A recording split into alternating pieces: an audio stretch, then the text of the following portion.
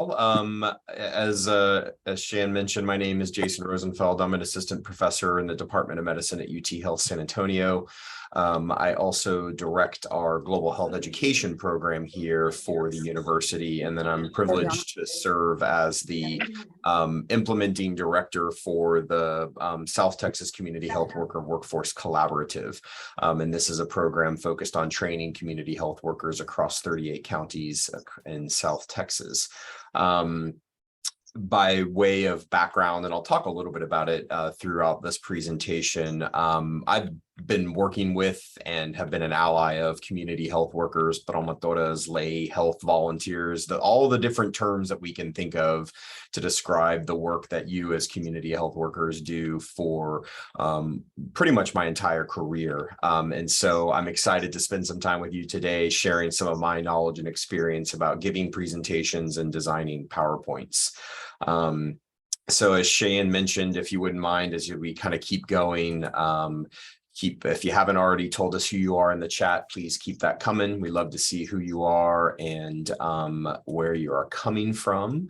And then for those that are in a place where you can and you feel comfortable, I would love for you to turn your screen on so it feels like we're at least in the same space together. But I know for some it may not be possible. So hopefully you guys are seeing my slides. Is that correct, Shan? Wonderful. Okay. So I promise, because this is a presentation on how to give presentations, this will not be death by PowerPoint, but I want to be able to share some tips and tricks that I've picked up over the years, but I also want to hear from all of you. And so as Shan mentioned, this is the first of many, what we hope to be monthly webinar series on professional development for community health workers. And so if you haven't already seen some of the offerings, hopefully you will. And then please give us feedback. What can we do to help you achieve your career goals and be even more effective in the work that you do? So I'm going to start off with our objectives today. Our goal is to learn how to give and deliver effective presentations, both in person as well as virtually, and then how to design and use PowerPoint effectively. I'm going to focus on PowerPoint because that's the tool that many of us use when designing presentations. But at the end of my talk today, I'm going to share a couple of different presentation tools that are out there. And so it's kind of up to everybody's preference as to what they would like to use. So because I am an educator at heart, I like to begin with this. Who's willing to share what in your mind makes a good presentation? In your experience, you've probably seen and heard and participated in, and even given many presentations. Who can either come off mute or put into the chat, what are the components of a good presentation in your mind?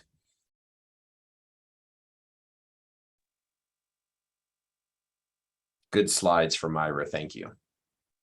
Anyone else want to share? Keeping the audience engaged. Okay, audience engagement. Veronica said knowing the subject. Sorry, say that again. Veronica said knowing the subject. Yes. And Veronica, for that, do you mean the person given the presentation knows the subject or the people in the audience know the subject? Know your topic. I say knowing the subject of what you're sharing and how you're presenting so that you know, I guess the questions that are going to be asked, know about the material at hand, right? So that you're able to present it and sound knowledgeable. Yeah, it's really important, right? Because it's an important part of credibility.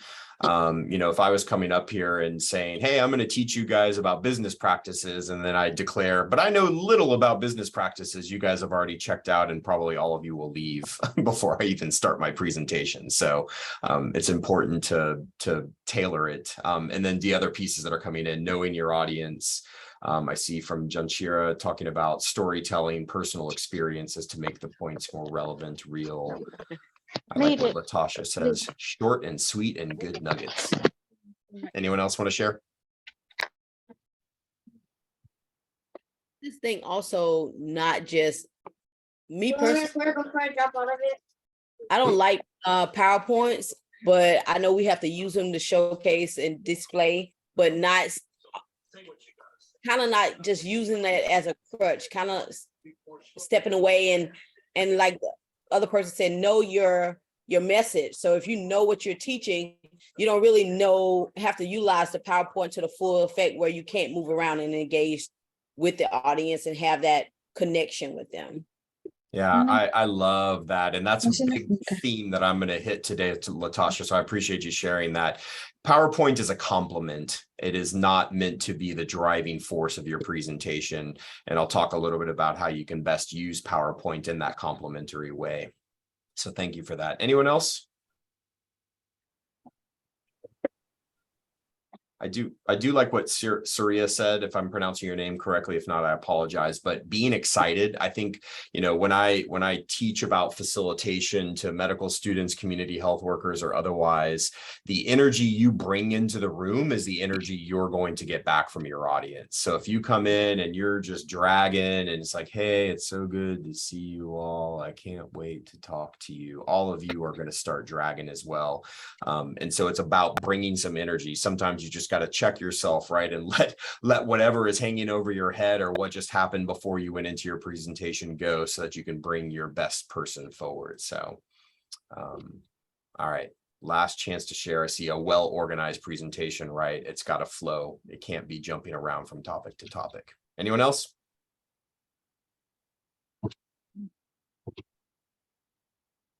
Establish a streamlined and viable concept. Yeah. Fun facts about the day. I like it. Yeah, all good stuff. And if we were in a room together, I would actually do an icebreaker where we would spend some time getting to know each other. But if we were to do that today, it would actually take our entire time. And unfortunately, that's not what we're here to do. And so I will ask this question. And if you want to put it into the chat so that we can begin to get to know each other a little bit better. You guys, if you're willing to share as an icebreaker, what is your favorite thing about the 4th of July holiday? And you don't have to verbalize it. You can just throw it into the chat. That way we can, keep ourselves moving forward. But this is our form of an icebreaker. Yeah, fireworks, the food, of course. Okay. I'm going to start here. This was me many, many, many moons ago. When I graduated from my bachelor's program, I entered into the United States Peace Corps, and I went to West Africa as a liberal arts major with absolutely no skills to offer. And so I was placed into the field of public health and health education, and I was immediately thrown into giving community presentations on preventive health topics. And so I had to learn on the fly about how do I effectively communicate in a language that is not mine, right? Using translators, information about an illness, in this case, something called guinea worm. Not sure if anybody has ever heard of guinea worm, but it's a really nasty parasitic worm that you get from drinking contaminated water. Anyway, that's all I'll say, but really, really easy to prevent. But what was amazing for me was that when I would give these presentations and hone my skills about how do I deliver information, I would always start with where I started with you all today, which is tell me what you know. Who knows something about guinea worm? And everywhere I would go, everybody knew it. They knew what guinea worm was. They knew how it was transmitted. They knew how it was prevented.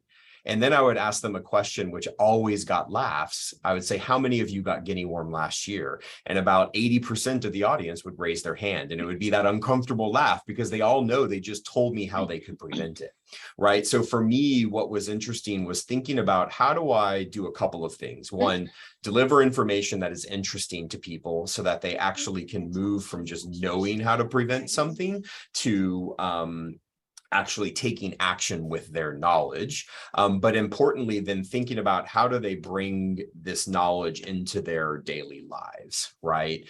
All while using translators. So many people did speak English, but most people did not. I was in an area where they spoke a language called Dagbane, and I did not learn enough of that language to be effectively a presenter on my own. But I learned a lot of skills about all the things that you all just mentioned in this kind of introductory commentary about knowing my audience, it's bringing humor into the conversation. I was in a village, right? I was in a rural place with very little electricity. So when I learned to give presentations, I never once used PowerPoint. PowerPoint was something that was completely unfamiliar to me. And it wouldn't have been helpful even if I did have it. And so what we used was a lot of flip cards and pictures that would help kind of describe concepts that we were talking about, but it was all about language. It was all about fun, engaging activities, the same things that you guys described, so that we could then find ways of moving forward. And so I wanted to start there, and I may circle back towards the end of my presentation today to talk about evolutions for me in terms of presentations. But I began my career giving presentations without PowerPoint, standing under a tree with 50 people standing around me in a way that, you know, forced me to become creative and innovative in the way that I engaged with folks. So when we think about giving presentations, there are these kind of 6 core components that we call of a successful presentation. And I want to spend a little bit of time on this because this is really kind of the heart of, in my mind and my experience, of giving an effective presentation. So the first S in success is simple, right? So we want to keep our message simple and clear. To be completely clear on this, simple does not mean dumbing down your information, right? It doesn't mean that I'm going to make this like I'm teaching to my 5 or 6-year-old. In some cases, yes, if that's your audience. But in this case, it is, don't overly complicate your message. Get to the point. What is the core of it? And ideally, you should be able to communicate that core at the very beginning of your presentation, hit it in the middle of your presentation, and then remind people of that core message again at the very end of your presentation, right? And like when you sandwich it in that way, that's what's going to stick with folks as you kind of finish your presentation and they walk away with it. So first thing, keep it simple. Right here, all we're talking about is effective presentations and how PowerPoint can be a complement to the presentations that you may give. And I want to be clear for all of us, I do not want anybody to feel that you have to use PowerPoint, but it can be a useful tool if used appropriately. All right, the second part of this is unexpected. And so you want to get people's attention. And so you want to think about, how do you catch people's attention at the beginning and then hold their curiosity and their attention from throughout. I'm hoping that I might have caught your attention with, you know, showing a picture of my younger self in Africa, and you're thinking, oh, what was that guy doing there? And, you know, how has he evolved from that place forward? And so whether that's worked or not, I guess we'll come and see. But really, you want your audience to say, yes, this is something that I want to learn about. You have piqued my interest by either giving me a really good story or showing me some data or otherwise that has like caught me a little bit off guard, and now I'm ready to kind of learn. The C in success, the first C is concrete. And so this one is thinking about this idea of helping people paint a mental picture of what it is that you're doing, right? And so you can do this in a couple of different ways. In the virtual environment, it's a little bit more challenging, but when you're in a person-to-person environment, you can help bring that concrete piece together with your with a whiteboard, with flip chart papers where you can draw things out or allow people to draw things on their own as they're going. Engage people's different senses. So it's like they want to hear, they want to see. Some people need to actually write and doodle while they're learning. One of the things that we offer during our trainings, which is a type of presentation, is we give people fidgets. So we give them little pipe cleaners and we give them other things, because for some people, that is the only way that they're actually going to remember what it is that you've been talking about. Otherwise, their mind is off in 1,000 different directions. So you want to help people get concrete and grab them at different ways with their different senses. You guys already mentioned the second C, credibility. You've got to establish who you are and your credibility from the beginning. And part of that is like who you are, but also if you're presenting something that may be fact-based, which again, I'm not going to claim that my presentation here today is fact-based, because giving effective presentations is slightly subjective. But if I'm giving you a presentation on diabetes in South Texas, I hope you're going to check my references, right? And so if I'm telling you that a certain percentage of the population is at certain risk, you should be checking my credibility. Where am I getting that information? Is it from, my local corner store, or am I getting it from the Texas Department of State Health Services? So you have to establish that credibility up front so that people can then trust everything else you're sharing. The E is emotional. So people care about people, not numbers, right? I get this feedback from my team all the time. Stop showing numbers. We don't care about the numbers. I'm like, well, but there's a complement to this. I get it. I'm hearing, I'm trying to learn. But what people care about are stories, and that's the last S. And so how do you tap into the personal pieces of a topic that you're talking to, so it will pull on people's emotional heartstrings, right? So again, all of us have had some experience of either giving a presentation or sitting through a presentation like you are today. And so I tried to draw upon that at the beginning by asking you that piece. It's giving you that flashback to something that was either really good or not very good. And hopefully we end today with something where you're like, hey, that was actually not too bad. But again, I'm not asking for kudos. I'm just asking for you to come with an open mind. And then finally, stories. So stories drive action. They help people, again, put place and time into the presentation that you're giving.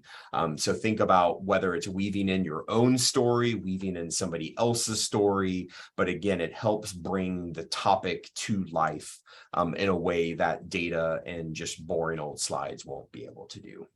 So hopefully what you will remember from this presentation today is that to be successful in your presentations, keep in mind this success mnemonic, right? The last S is nothing. It's just there. It just hangs out all by itself. But we've got simple, unexpected, concrete, credible, emotional, and stories. If you can try to weave those components into your presentations, you will always have a successful presentation.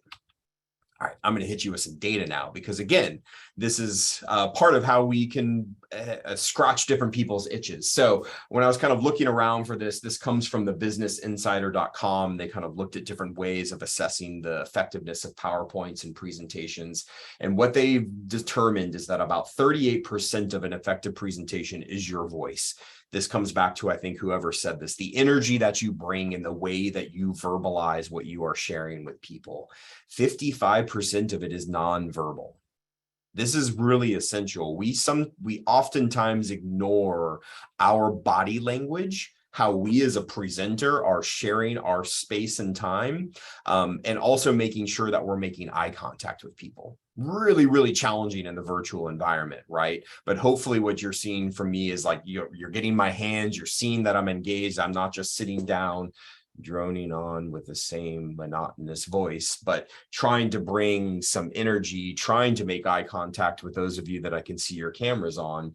And then what we found is that only 7% of the content is what makes an effective presentation. So it's not to diminish the information that you're sharing, but again, what's more important is how are you engaging physically with your audience, and how are you verbalizing what you would like to share? So again, don't sit there and spend all of your time thinking about my PowerPoint slides and all of my content. How you deliver it is almost more important than what it is that you're delivering.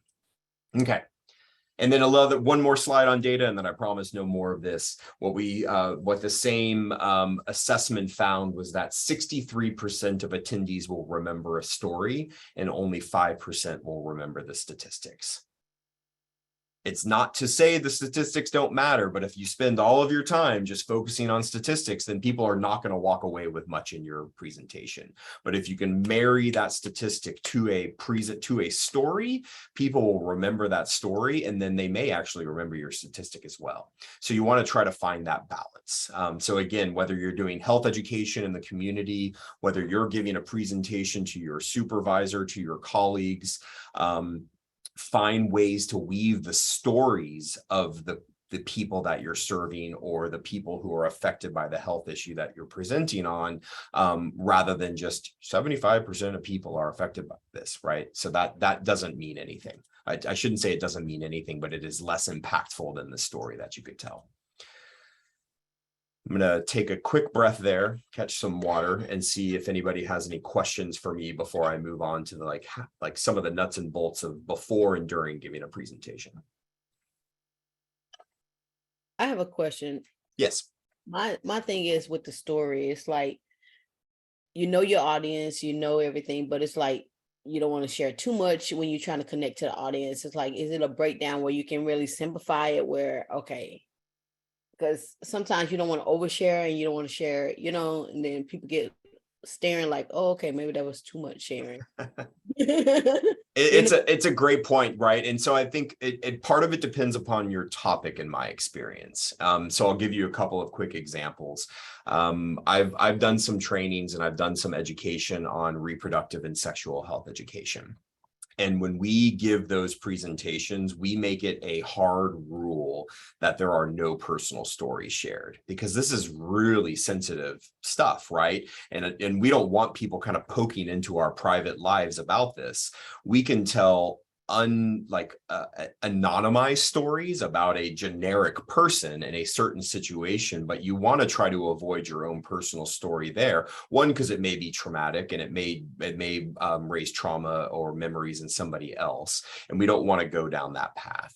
Now, if we're just talking about giving a presentation, my hope is that we would all feel very free sharing our stories, both the good ones as well as the bad, because I'll tell you, I've had some terrible presentations, and you learn from those. And I think there's value in sharing that kind of story, because it's like I teach my medical students, we learn more from those failures than we often do from our successes. And so, Latasha, I don't have a good answer for you, and I'd love to hear other people's thoughts. But I think the storytelling, you have to know your audience, the topic that you're talking, and find how far up against the line you can go before you have to turn back. It is a balance. Thank you. Yeah, of course. Okay. You know what I realized? I'm going to stop sharing real quick because I didn't click a certain button. Give me 1 second. I need to share sound and this. And as Jason is sharing, feel free to put any questions you have in the chat box. And whenever there's pauses like this, we can address them. And now I've lost my screen. Where is everybody? That's weird. So, oh, there you go. Sorry about this, folks.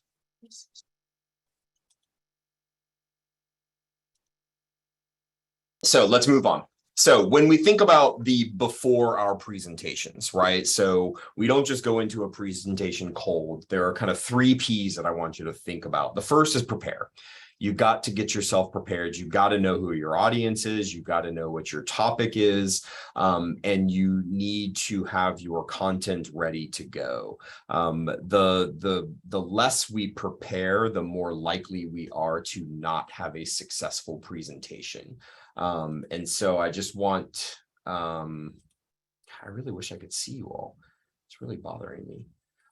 So I want you to keep in mind, regardless of what you're doing, always make sure that you prepare.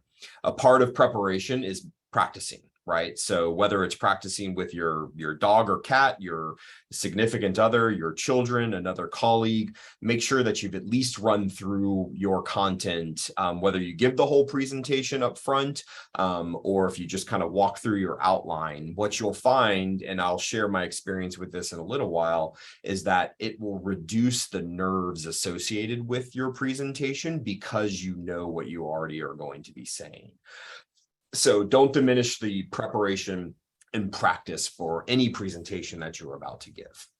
And then the final one is, and you may laugh at this, but many of you have probably heard of this, is do a power pose. And part of this is building your own confidence and energy prior to giving your presentation.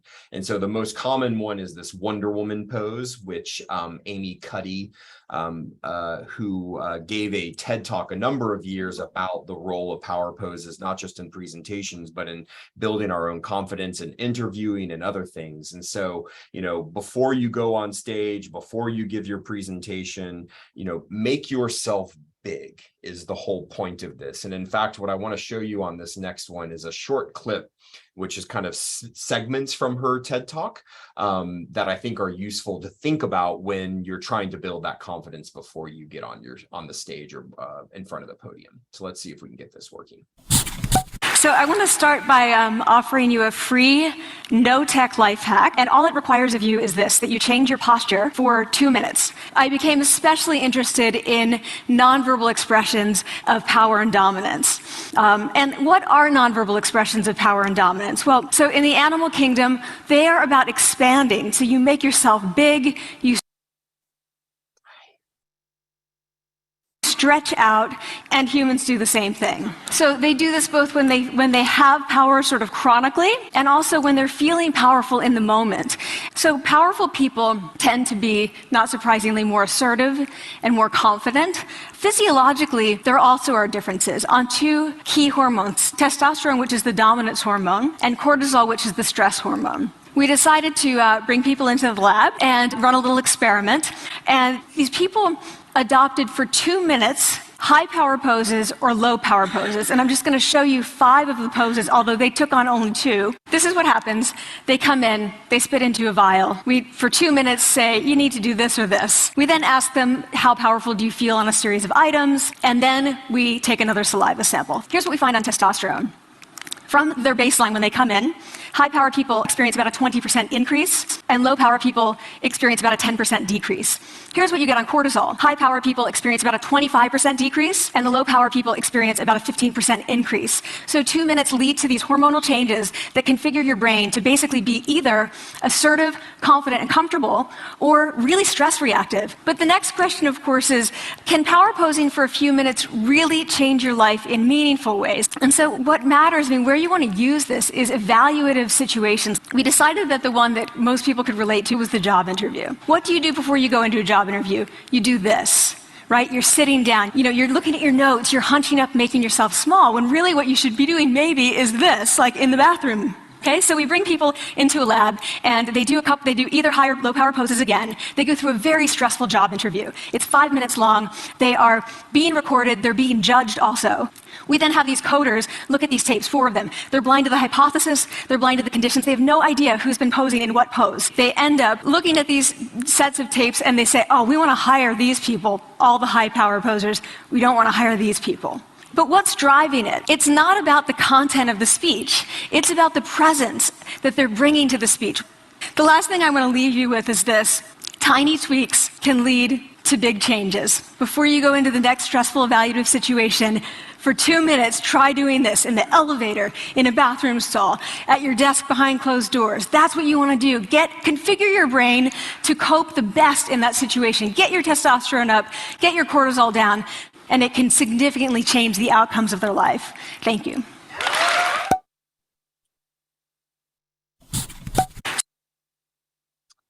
Has anybody tried power posing before?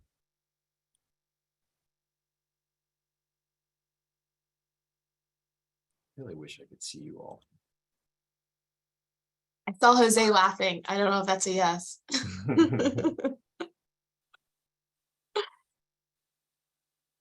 There we go. I found you.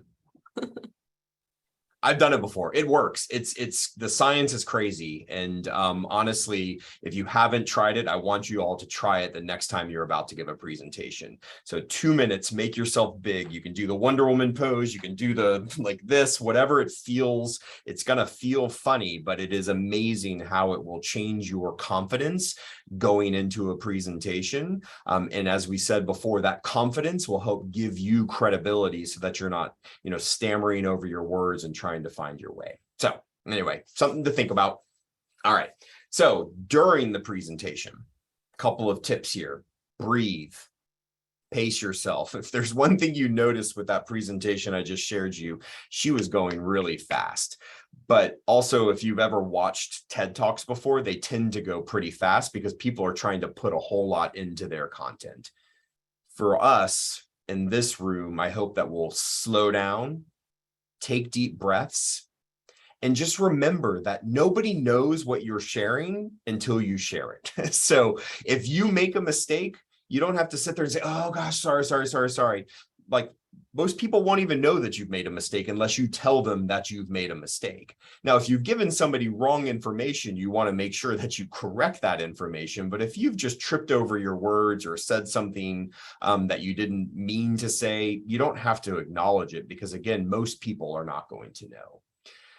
Think about your body language. Again, I tend to talk with my hands. Some people, that drives them crazy. But for me, it helps with my expressivity. Hopefully, it also keeps you engaged because you see that I'm moving around. If I was in a room with you all, I would be moving through the room.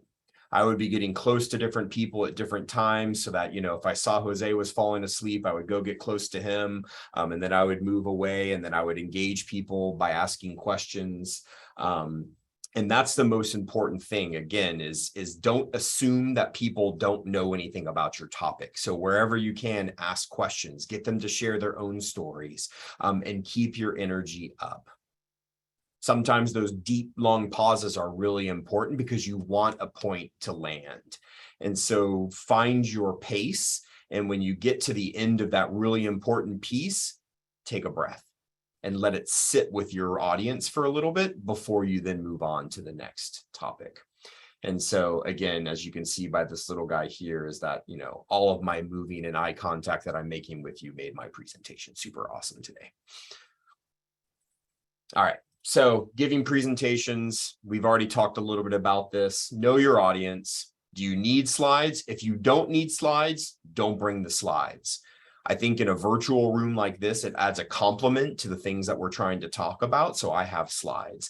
But when I go out into the community and I'm giving a presentation or I'm sharing a health topic, I almost never use slides. One, because it's not something that oftentimes our community is used to. And it allows the attention to remain with me and then also to create a conversation.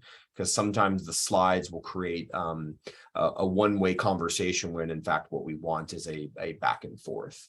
Know your story and find ways to integrate your humor, right? The humor is what's going to keep people kind of around. It's that unexpected nature of the success piece of what we were talking about. Prepare and practice. Know your pace. Part of practicing is that if you've been given 20 minutes, you want to stick to your 20 minutes. There's nothing worse than people coming in and saying, hey, I've got my 20-minute presentation. And then an hour later, everyone is like, oh my gosh, when is Jason going to stop talking? Like, I was told that this was a very quick thing. And the only way you'll know if you're going to meet that timing is by doing the practice. And then again, make sure that you practice your body language and keep the eye contact. It helps people feel like they're part of the conversation. And yes, Beatrice, you can say a whole lot in 20 minutes. You don't have to go longer than that. All right, let's do a couple quick more things here and then we'll talk about PowerPoints. So there is a difference in terms of presenting in a virtual room versus being in the space. I'm not sure how many people have had experience in both, but from my experience in the virtual room, I want to control my own slides if I'm giving slides. One, for a couple of reasons. I know my pacing. I know how I want this to flow. And I think it's disruptive to have the presenter saying, next slide, next slide, next slide. It draws us away from the point of the conversation and the presentation. And now you're thinking, when is he going to say next slide again? So you want to establish hosting duties. So fortunately, before this, I asked Cheyenne to help me out with the chat. So once we get to the discussion, we'll kind of work this together, make sure that, you know, if somebody comes off mute and there's an alarm bell going off, we can quickly get that mute turned off. Use the chat, use live polling. I didn't bring live polling into this, and I'm kind of regretting that I didn't, because it's another great way to kind of get your audience engaged in a virtual environment. And then make sure when you're giving your presentation, you have a quiet space. Again, there's nothing worse than being the one on the screen and all of a sudden your coworkers are walking behind you and they're cheersing their coffee mugs behind you and whatever it might be. And so sometimes it's the reality of it, and that's fine. And you just prepare your audience for it. I mean, the number of times I've given a presentation and said, hey, my kids are home and I just want you to know you're going to get a little person coming over my shoulder at some point during this presentation. And that actually adds some humor as well. If you're in person, use a clicker or a remote to control your slides. Otherwise, you're kind of there fumbling, trying to find the keyboard. By using the remote, it also gives you the opportunity to move around the room if you're using slides. Eye contact, eye contact, eye contact. I can't emphasize this enough. Do your best to catch everybody's eyes at least once during your presentation so that they feel like you are talking to them. It's a really important part of this. And then make sure your body language is strong, right? So we don't want to be hiding behind a podium. If it's an informal environment, you could of course sit and have a conversation with folks, but oftentimes we're standing. Bring the energy, bring the eye contact. All right, I'm going to pause there real quick, see if there's any questions or comments. I know there's some stuff here in the chat, and then I want to talk about PowerPoint for a second. So when giving a presentation and you know the audience doesn't seem engaged, do you stay on course or change? It's a great question. I think it depends on the purpose of your presentation. If you're there trying to build the community, build the relationships with the folks in the room, I would suggest you pivot. You don't want to lose them because then they're gone, right? I think if you see people waning, that's where you begin to bring more participation, more engagement. Start asking questions, start getting people to share their own stories. It doesn't mean you have to necessarily leave your topic, but start getting people to share their own perspectives, because then what happens is, I just saw Janie turn her camera on. It's like, I can call on Janie, and all of a sudden everyone else is like, oh gosh, maybe he's going to call on me next. So I should re-engage with this. And so I think, again, it depends on your topic a little bit, but I find that it's important to be adaptable, because if you keep plowing forward without trying to change, then you may just lose your audience overall. I think that was the other question. Anyone else want to? Yeah, go ahead. There's one other question, although Julie, I might need you to explain it. It says, do we need to put full phrases on the summary? Oh, maybe this is like a summary slide. If it's related to PowerPoint, I will talk a little bit about how best to use PowerPoint. I personally do not like full phrases and sentences on my slides, and I'll talk about that in just a second. Any last questions or comments? There will be a discussion at the end of this, but before I go to the second half of this, or the last quarter, I should say, because we are over halfway. Okay. And I agree with you, Janie. Hybrid is not my favorite. There's nothing worse than trying to talk to people in a room and then know that you've got other people online and you're like, I don't even know where to put my energies. It's very, very challenging. All right. So the essential PowerPoint pointers. Slides are a complement to your story, to your presentation. They are not there for you to read from. There is a 5x5x5 mnemonic that I'm going to share with you here. Some have put 7x7x7. I think the 5x5 is a very useful one to remember, and I'll talk a little bit about that. Less is always more with PowerPoint. Images are better than text. If you can find a good picture that summarizes the idea of what you're trying to convey, then you can verbalize what it is that you want people to hear. And that way they're not trying to listen to you while also reading the slide that you've put up.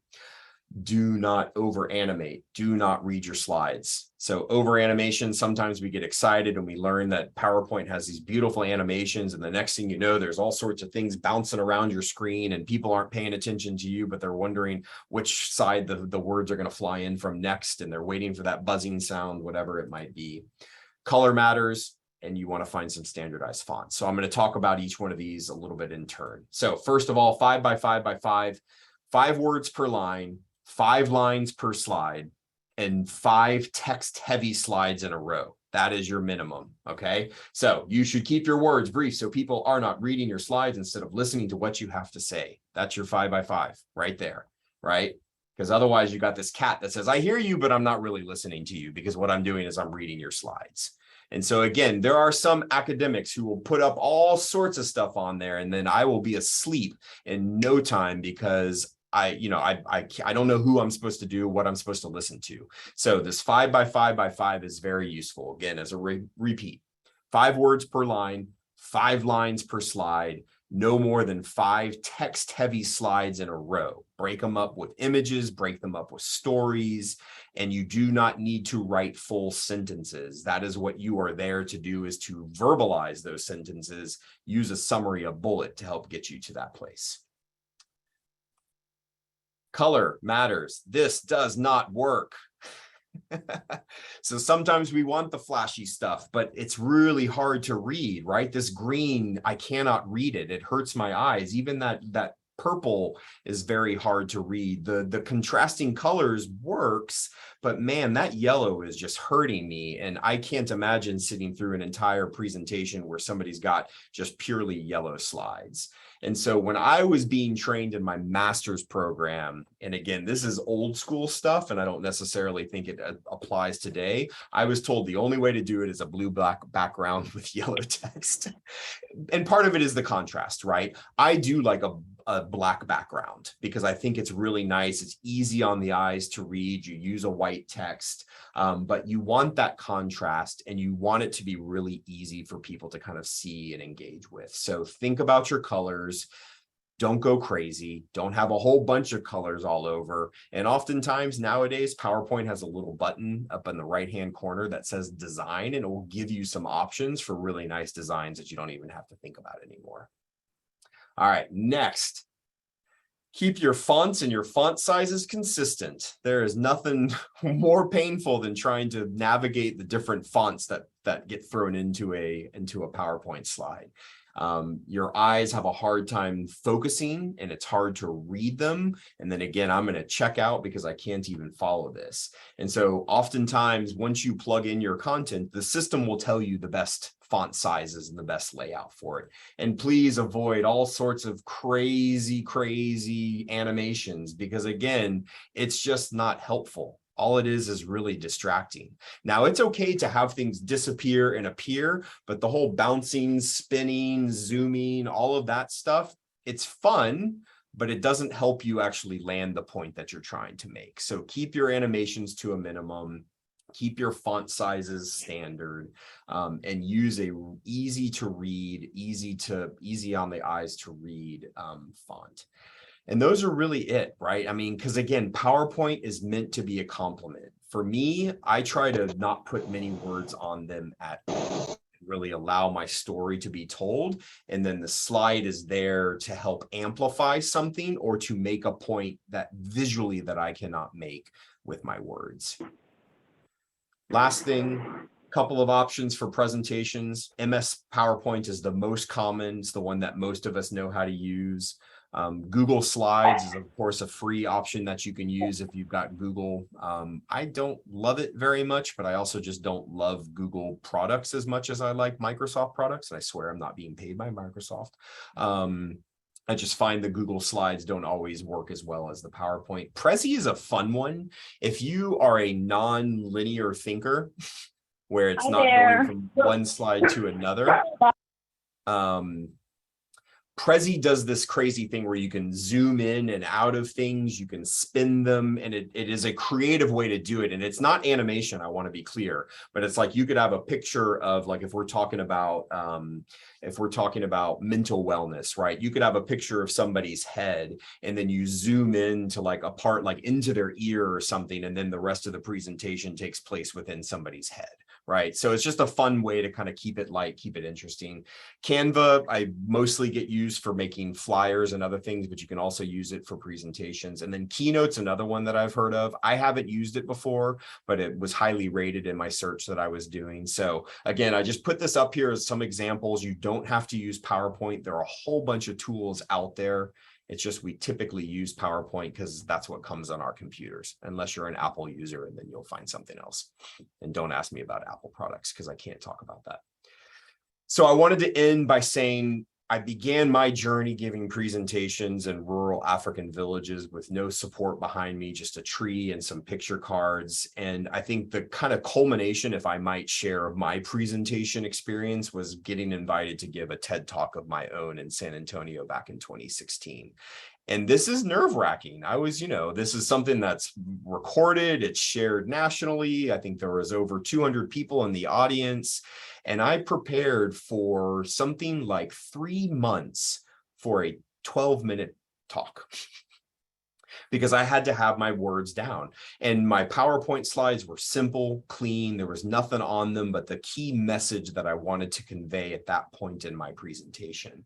And so I've gone from using no PowerPoint slides to using PowerPoint slides effectively as a complement to the story that I'm trying to tell. And this entire presentation that I gave at TED was really a story. It was a story of my journey from Peace Corps to Southern Africa, learning about community-based empowerment models and how we can help build community in the United States, which to me is one of the most important things that we need to be doing at this time.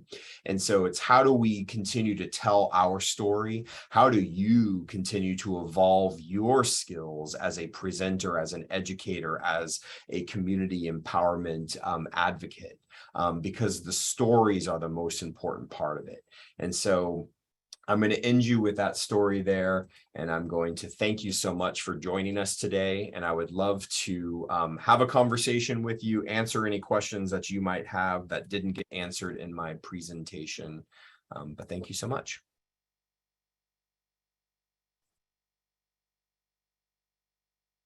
Anybody have any comments or questions that I can answer or that Shan can answer? Any stories that you would like to tell about good presentations or bad presentations that you've been a part of?